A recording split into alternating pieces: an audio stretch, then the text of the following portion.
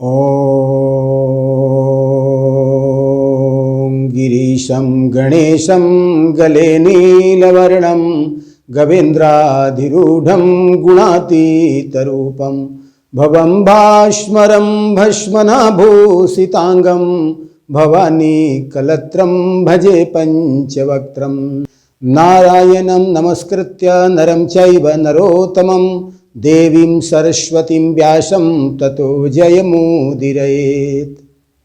महाभारत के इस सत्र में, पिछले सत्र में हम लोगों ने जो संभव पर्व के अंतर्गत जो कथा श्रवण की थी, आदि पर्व के अंतर्गत, इसमें हम लोग वंश परंपरा के संबंध में कथा का श्रवण कर रहे हैं। उसमें व्यास जी की कथा का श्रवण हम लोग किए थे और वंश परंपरा के अंतर्गत कश्यप जी के जो 13 धर्म पत्नियां हैं, तो उनसे जो सब वंश परंपरा हुई, उनके वंश परंपरा की कथा हम लोग श्रवण कर रहे थे।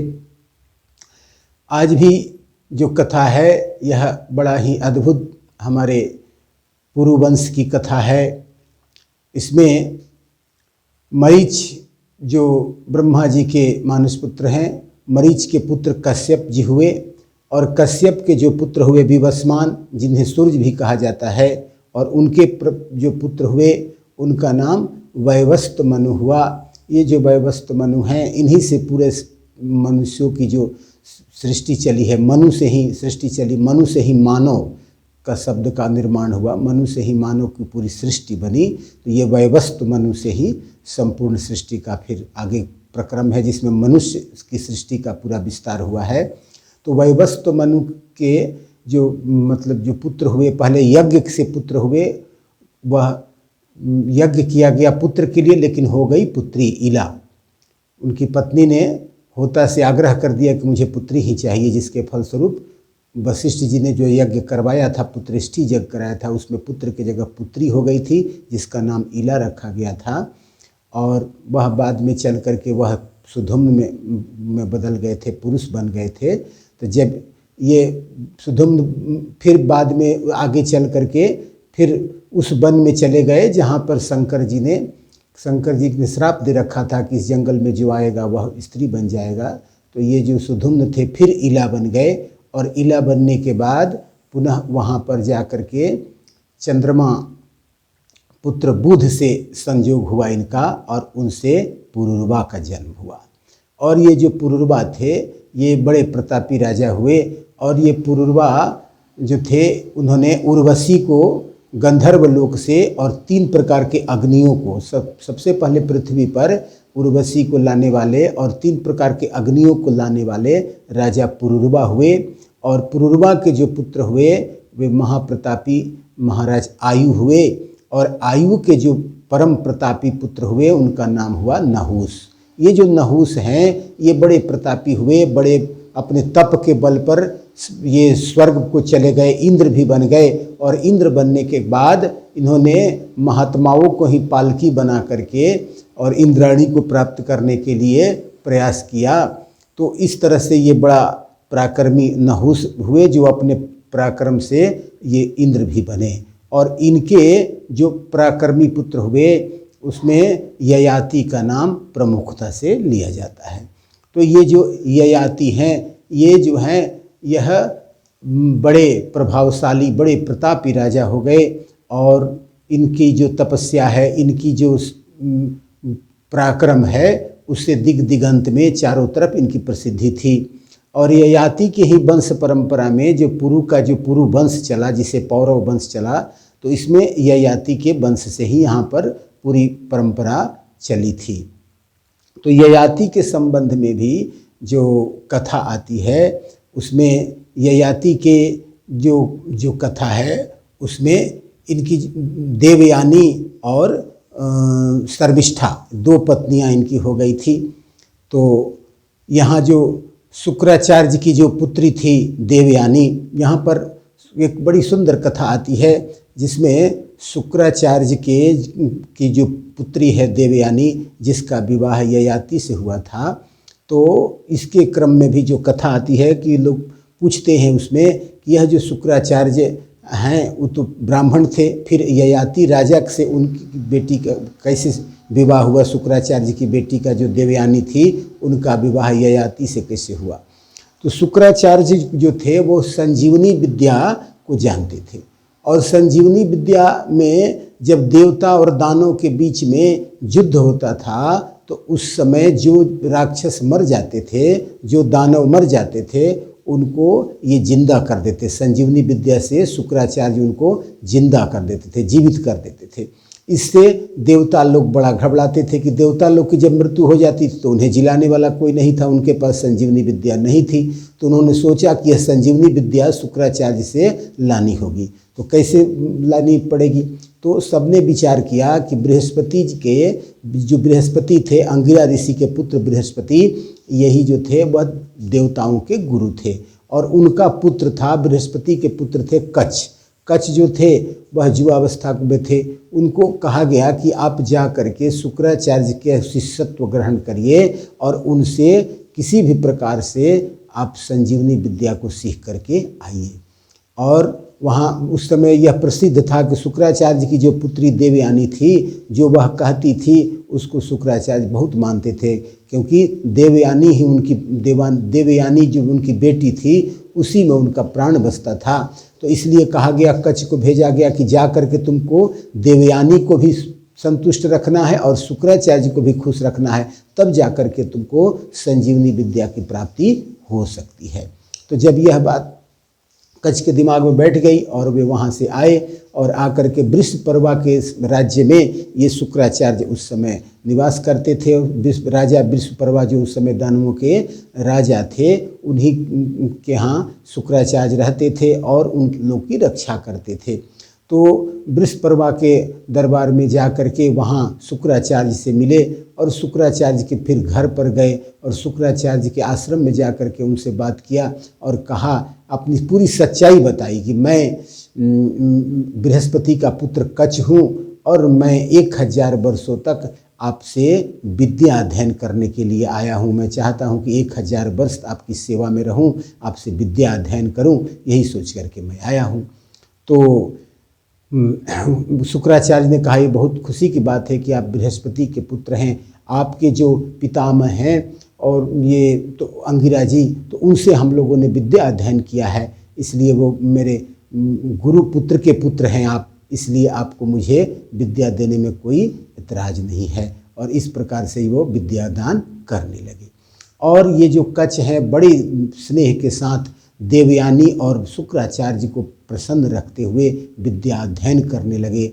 और जब विद्या अध्ययन करते करते जब 500 वर्ष बीत गए, तब एक दिन क्या हुआ कि ये जंगल में जा कर के गाय चरा रहे थे गुरु की। उसी समय दानवों ने पूछा कि आप कौन हो? आप बहुत दिनों से यहाँ गुरु के मेरे गुरु के पास रह रहे हो, आप कौन हो? तो उन्होंने कहा, मैं देवगुरु बृहस्पति का पुत्र हूँ। तब राक्षसों ने देखा यहाँ तो बड़ा गड़बड़ होने वाला है, क्योंकि लगता है कि देवताओं के साजिश के तहत यह संजीवनी विद्या प्राप्त करने के लिए ही छल से देवता लोग इसको भेजे हैं। तब सब दानवों ने विचार किया कि इसको मार देना ही ठीक है, और इस प्रकार से उनको क्या किया कि मार दिया, वध कर दिया कच्छ का, और मार करके उनको छोटा छोटा टुकड़ा करके कुत्ता और सियार को खिला दिया। जब कुत्ता सियार को खिला दिया, शाम में जब कच्छ वापस नहीं लौटे तो देवयानी कहती है कि कच्छ नहीं आए, क्या बात है? लगता है कि कच्छ को राक्षसों ने मार दिया। तो शुक्राचार्य ने अपने संजीवनी विद्या का प्रयोग किया, और प्रयोग का इतना मंत्र का प्रभाव था कि कुत्ता सियार जो भी कच्छ को खाया था सबका पेट फट गया, और उसमें से कच्छ निकल करके गुरु के पास आकर के खड़ा हो गए और गुरु से सब बात बताया कि इस प्रकार से हमको मार दिया गया था। तो फिर कुछ दिन के बाद बीतने के बाद जब देखा दानवों ने कि यह कच्छ तो अभी भी जिंदा है, तो दूसरे बार क्या किया कि इनको समुद्र के किनारे एक दिन इनको मुलाकात हो गई दानवों से। तो समुद्र के किनारे इनको क्या किया कि मार दिया, फिर इनको पूरा पीस दिया, अब पीस करके समुद्र के पानी में घुला दिया कि ताकि ये संजीवनी विद्या के प्रभाव से भी जिंदा ना हो सके। और इस प्रकार करने के बाद जब फिर शाम में जब नहीं आए कच्छ, तो देवयानी ने कहा कि पिताजी आज भी कच्छ नहीं आए, लगता है कि कुछ अनहोनी हो गई है। तो पिता ने ध्यान से देखा और फिर संजीवनी विद्या का प्रयोग किया, तो वह समुद्र के घुले हुए पानी से भी संजीवनी विद्या के प्रभाव से कच्छ पुनः जिंदा होकर के वापस लौट आए। और जब इस बार लौट आए तो बड़ा प्रसन्नता हुई देवयानी को। लेकिन कुछ दिन के बाद बीतने के बाद दानवों ने देखा कि अब इसको विशेष प्रकार से मारना पड़ेगा, क्योंकि यह तो हर बार जी जाता है, कोई न कोई अपना उद्योग लगा देता है। तो ऐसा करना पड़ेगा कि यह किसी भी प्रकार से मृत संजीवनी विद्या का प्रयोग हमारे गुरुदेव नहीं कर पाए, इसलिए ऐसा कोई उद्योग निकालना पड़ेगा, कोई बुद्धि निकालनी पड़ेगी।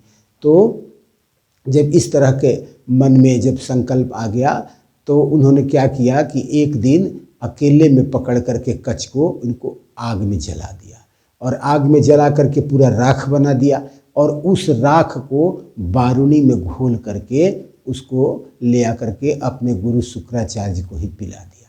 उस समय वारुणी पीना निषिद्ध नहीं था, तो वारुणी जिसको आज की तो निषिद्ध है, शुक्राचार्य ने निषिद्ध कर दिया था, तो वारुणी पीना उस समय परमिशन था शास्त्रों में, तो उसमें वारुणी के में घोल करके पिला दिया।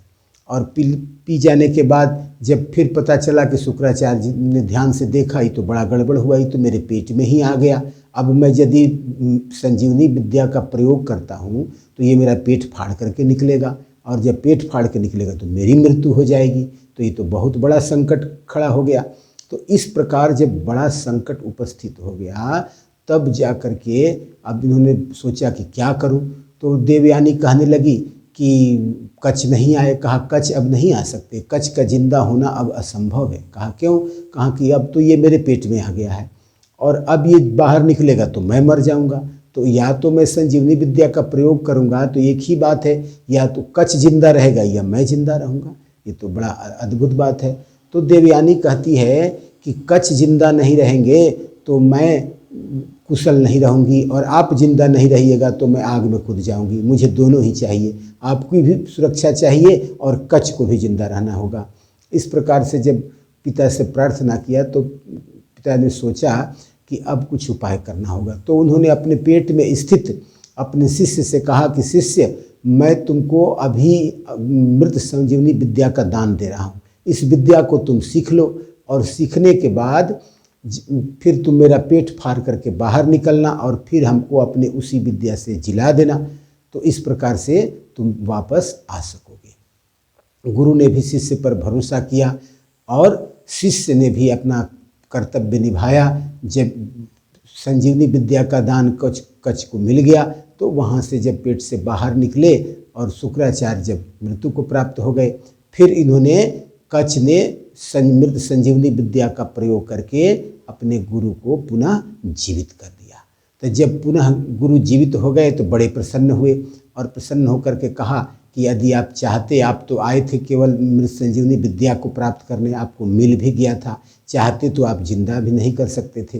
तो उन्होंने कहा कि नहीं, गुरु के प्रति अपमान करके जो कोई भी आदमी यदि चाहेगा कि मैं गुरु का अपमान करके कुशल रहूं तो ये संभव नहीं है।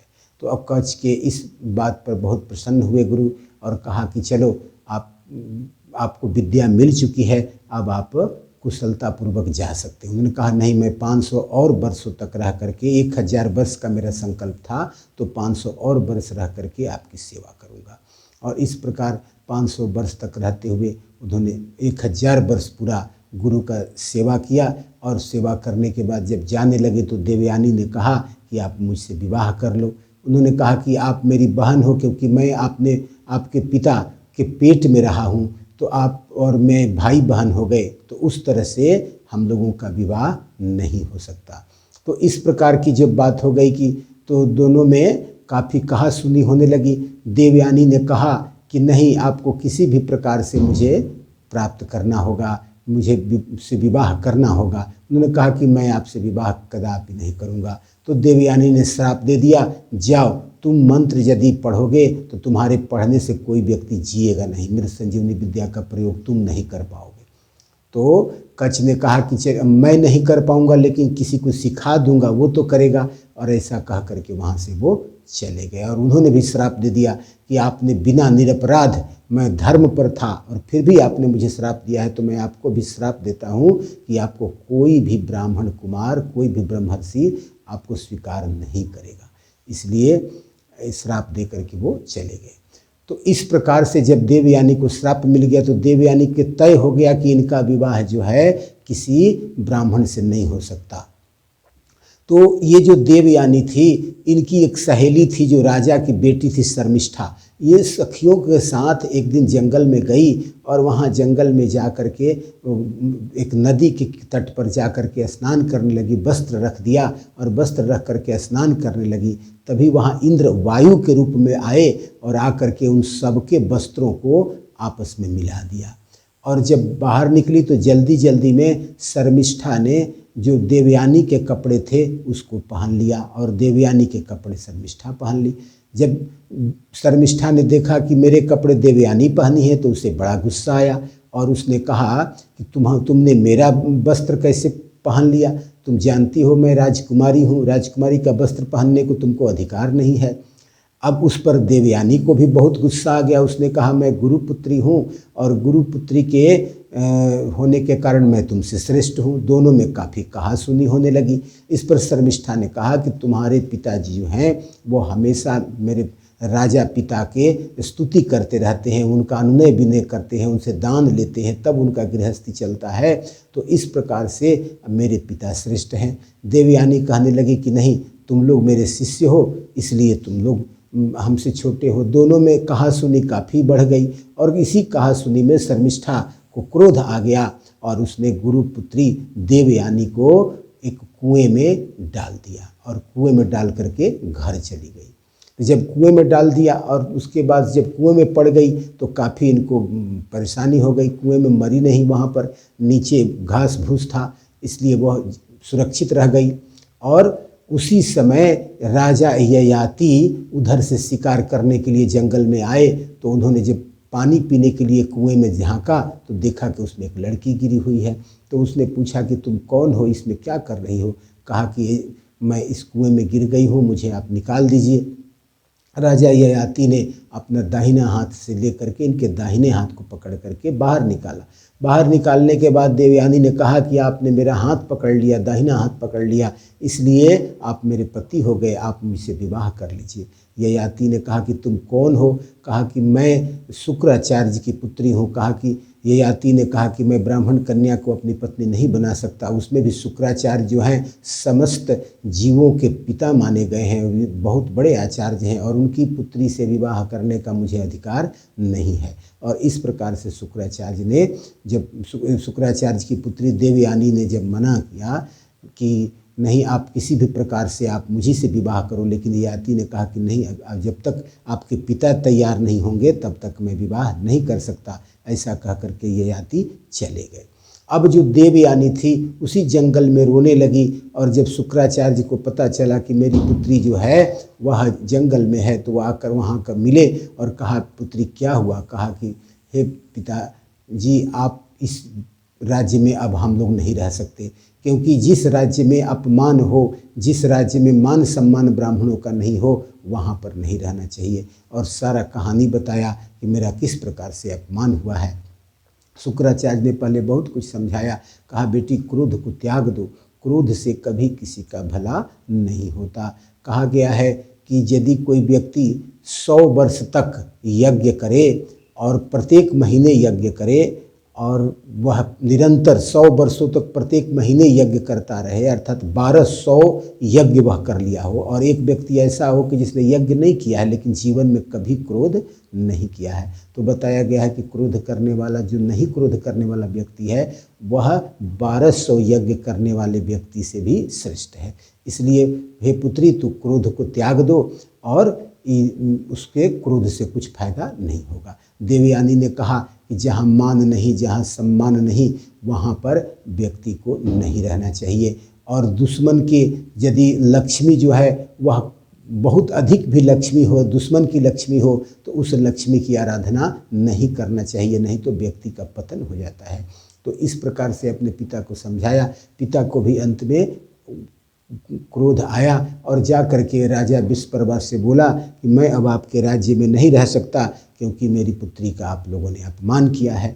तो इस बात को सुन करके राजा विश्वपर्वा ने कहा कि हे गुरुदेव, हम लोग आप ही के संरक्षण में रहते हैं, और जब आप ही नहीं रहेंगे तो उस स्थिति में तो हम लोग का पतन निश्चित है, क्योंकि हम उधर देवगुरु बृहस्पति देवताओं की संरक्षण करते हैं, तो आप शुक्राचार्य आप हम लोग का संरक्षण करते हैं, और आप ही के आशीर्वाद से, आपके आश्रय में रह करके ही हम लोग सुरक्षित हैं, नहीं तो हम लोग का पतन हो जाएगा। इसलिए गुरुदेव आप कभी छोड़ करके न जाएं हमको, और मेरा जो भी राज्य है, जो मेरी संपत्ति है, सब आपका है, क्योंकि सब आप ही के कृपा से मुझे प्राप्त हुआ है, और आप ही के संरक्षण में संरक्षित है, क्योंकि आप नहीं रहेंगे तो यह राज्य भी नहीं रहेगा, देवता आक्रमण करके सब कब्जा कर लेंगे। तो यह सब आपकी कृपा प्रसाद है, सब राज्य आपका है। उन्होंने कहा कि देखो, हम उसी स्थिति में रह सकते हैं कि जब मेरी बेटी देवयानी को तुम लोग संतुष्ट करो। तो वृषपर्वा देवयानी के पास आए और उन्होंने कहा कि जो तुम्हारी मांग है मैं पूरा करूँगा, लेकिन राज्य को त्यागने के लिए ना बात करो। तो देवयानी ने कहा कि ठीक है, मैं राज्य का त्याग नहीं करूँगी, उसके लिए आपकी पुत्री शर्मिष्ठा को मेरी दासी बननी होगी, और 1000 सहेलियों के साथ आपकी पुत्री मेरी जो है दासी बनेगी, और जहाँ भी मेरा विवाह होगा वहाँ मैं जाऊँगी, और ये शर्मिष्ठा को भी साथ जाना होगा मेरी दासी बन करके। तो इस प्रकार से दासी बन करके, दासी के रूप में मुझे रहना होगा। राजा ने कहा कि मुझे स्वीकार है, किसी भी हालत में मैं अपने गुरु का त्याग नहीं कर सकता, और उसकी बात को मान लिया। और आगे चल करके ययाति से ही विवाह हुआ देवयानी का, और देवयानी के साथ वृषपर्वा की जो पुत्री है शर्मिष्ठा, वह भी 1000 सहेलियों के साथ गई और वहाँ जा कर के रहने लगी। और रहने के बाद अब यह जो देवयानी के जो 2 पुत्र हुए, यदु और तुर्वसु, और शर्मिष्ठा को भी 3 पुत्र हुए, द्रुहु, अनु और पुरु।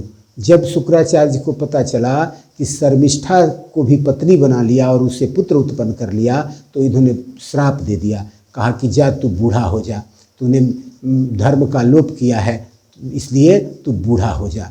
और जब ययाति बूढ़ा हो गए तो इनको बड़ा संकट हो गया। तब प्रार्थना करने लगे शुक्राचार्य से कि कोई उपाय बताइए, क्योंकि मैंने अपने जीवन का कोई भोग नहीं भोगा है। तो कहा कि ठीक है, उपाय है, कोई भी व्यक्ति जो तुम्हारी वृद्धावस्था ले और अपनी जवानी दे दे, तो तुम फिर युवावस्था को प्राप्त हो सकते हो। तो उन्होंने कहा कि मैं जा कर के पुत्रों से पूछूंगा, जो पुत्र तैयार होगा उसी को राज्य मिलेगा। और ऐसा कह करके अपने सभी पुत्र यदु, तुर्वसु, द्रुहु, अनु और पुरु सबको बुलाया। देवयानी के पुत्र सबसे बड़े थे यदु और तुर्वसु। उनसे पहले पूछा कि मेरी जो वृद्धावस्था है तुम ले लो और अपनी युवावस्था मुझे प्रदान करो, लेकिन यदु और तुर्वसु दोनों ने इनकार कर दिया। तब अंत में सबसे छोटे बेटे जो शर्मिष्ठा के से उत्पन्न हुए थे, पुरु के पास गए और पुरु से पूछा कि हे पुत्र, अभी तक मैं केवल यज्ञ कार्य में लगा रहा, जिसके कारण मेरी अभिलाषा तृप्त नहीं हुई, इसलिए तू अपनी युवावस्था मुझे प्रदान कर दो और मेरी वृद्धावस्था को ले लो, और फिर बाद में मैं तुझे लौटा दूंगा। पुरु ने कहा कि मेरा जो है आप पिता हैं और आपकी जो आज्ञा होगी मैं मानूंगा, आपकी जो इच्छा है आप करिए, मैं आपकी वृद्धावस्था को लेने के लिए तैयार हूँ।